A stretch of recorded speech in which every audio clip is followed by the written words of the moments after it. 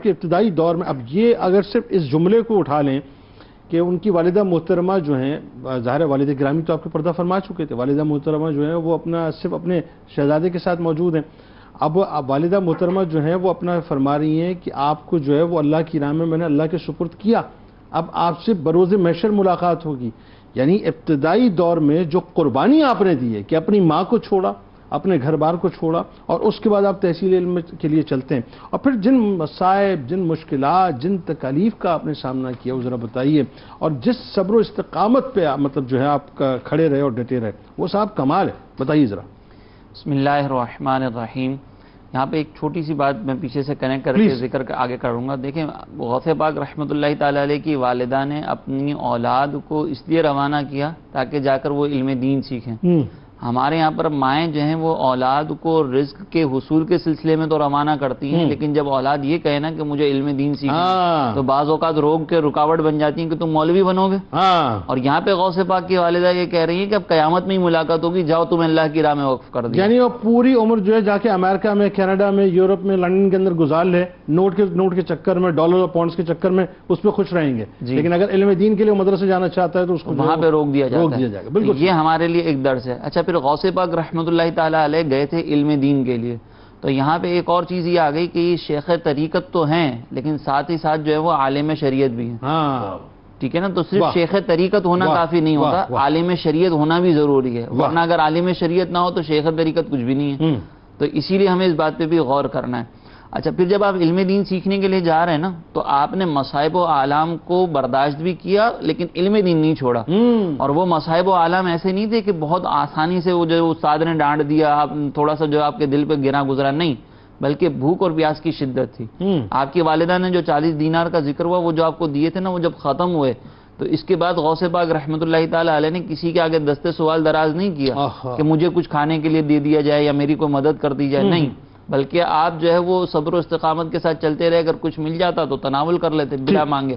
ایک مرتبہ آپ کہتے ہیں، مطلب آپ جو ہے نا وہ کئی روز تک بھوک کی شدت میں تھے، تو آپ سوق الریحانین کی ایک مسجد تھی، وہاں پر آپ گئے اور زمین پر لیٹ گئے. تو اسی دوران جو ہے ایک نوجوان کھانا لے کر مسجد کے اندر داخل ہوا، اور اس نے جو ہے وہ غوث پاک رحمۃ اللہ تعالی علیہ کو دیکھا تو آپ کو بھی دعوت دی کہ آئیں میرے ساتھ کھانا کھا لیں.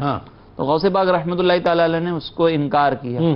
پھر وہ اس شخص نے باقاعدہ قسم دے کر آپ کو بلایا، تو غوث پاک رحمۃ اللہ تعالی علیہ وہاں پر اس کے ساتھ کھانے میں شامل ہوئے. پھر اس نوجوان نے گفتگو کے دوران پوچھا کہ تم کسی عبد القادر کو جانتے ہو، یہاں پہ علم دین سیکھنے کے لیے آئے تھے، میں ان کو تلاش کر رہا ہوں، 3 روز ہو گئے مجھے ابھی تک ملاقات نہیں ہوئی. تو پھر غوث پاک رحمۃ اللہ تعالی نے بتایا کہ وہ میں ہی شخص ہوں، عبد القادر.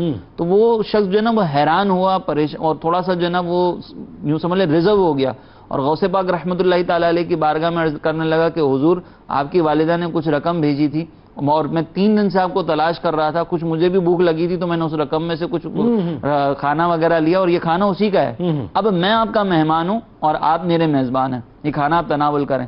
تو غوث پاک رحمۃ اللہ تعالی علیہ نے اس رقم میں سے بھی اس شخص کو کچھ عنایت فرمایا اور اس کو روانہ کر دیا. تو یہاں پر آپ دیکھیں کہ ایک تو یہ آپ نے ایثار و قربانی کے، خود کو رقم کی ضرورت ہے لیکن اس کے باوجود آپ نے روانہ کر دیا اس کو. اسی طریقے سے آپ جو ہے وہ ایک مرتبہ فرماتے ہیں کہ میں جو ہے وہاں پر ایک مرتبہ ایسا ہوا کہ کسرا کا جو ایوان ہے اس کے کھنڈرات کی طرف میں چلا گیا. اب یہ کب گئے تھے؟ کہتے ہیں کہ میں اس سے پہلے جو وہ 20 دن تک میرے پاس کھانے پینے کے لیے کچھ نہیں تھا. تو جب بھوک کی شدت ہوئی تو میں کسرا کے ایوان جو ہے اس کے کھنڈرات کی طرف گیا. وہاں پر جا کر میں نے دیکھا کہ کچھ 70 اولیاء کرام ہیں، وہ پہلے سے ہی موجود ہے، اور وہ بھی جو ہے اس طرح کے غذا کی تلاش میں ہیں کہ جس سے ان کی زندگی بحال ہو سکے. تو ان کو دیکھ کر میں واپس آ گیا. اب جب میں واپس آ رہا تھا تو مجھے اپنے قصبے کے ایک شخص سے ملاقات ہوئی، اور جب اس سے ملاقات ہوئی تو اس نے مجھے بتایا کہ آپ کی والدہ نے کچھ یہ 70 دراہم دی ہیں، 70 دینار دی ہیں آپ کو، تو آپ اس سے جو ہے وہ کچھ غذا وغیرہ کا اہتمام کر لیں. تو غوث پاک رحمۃ اللہ تعالی علیہ نے اس میں سے 1 دینار لیا اور باقی کی جو رقم ہے وہ 70 اولیاء کرام کے درمیان جا کر تقسیم کر دی. اچھا. انہوں نے یہ پوچھا کہ آپ نے ایسا کیوں کہا، کیوں کیا اس طرح کا معاملہ؟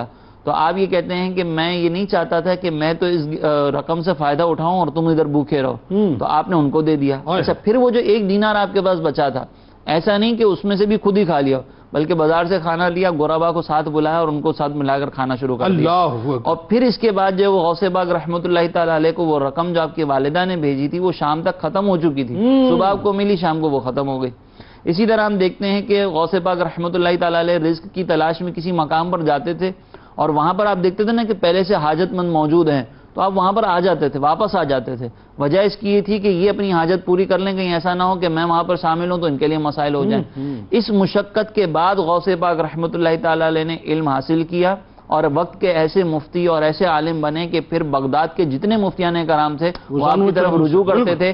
سیدی اعلیٰ حضرت فرماتے ہیں کہ مفتی شرع بھی ہے، قاضی ملت بھی ہے، علم اسرار سے ماہر بھی ہے عبد القادر. یہ غوث پاک رحمۃ اللہ تعالی علیہ.